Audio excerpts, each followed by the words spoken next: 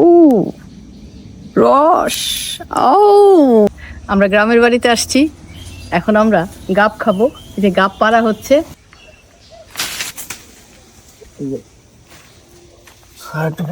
এটা কি চিনতে পারছেন?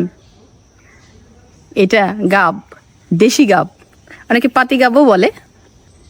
এই গাব এখনকার প্রজন্ম যারা, তারা অত ভালোভাবে চেনে না। অনেকদিন পরে গ্রামের বাড়িতে এসে এই যে গাব পেলাম। আমি আজকে একটা খেয়ে দেখবো, দেখি স্বাদ সেই ছোটবেলার মতো আছে কিনা। এটা রাখি, একদম গাছ পাকা তুলতুলা, কি সুন্দর। ও রস, ও ভেতরটা একদম রসালো। স্বাদের জায়গাটা হচ্ছে এটার যে বীজটা, সেটা এই বীজের উপরে একটু মিষ্টি, একটু রসালো, একটু আছে। এটাই মূলত খেতে হয়। সেই ছোটবেলার স্বাদ। এই বিচি আমরা অনেকক্ষণ মুখে রাখতাম, যতক্ষণ কষ না বের হইতো অতক্ষণ আমরা এটা মুখে রাখতাম।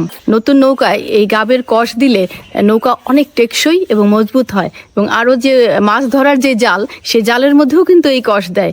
তারপরে এই যে দৈনন্দিন যে গ্রামের বাড়িতে যে সমস্ত তৈজসপত্র কাজে লাগে, যেরকম ধামা, কুলা, বিভিন্ন ঝুড়ি, এগুলোর মধ্যেও এই কষ দিলে সেগুলো অনেক বেশি টেকসই হয় এবং ঘুণে ধরে না। গ্রামে এসে অনেক দিন পরে এই পাতিগাব খেলাম মজা করে।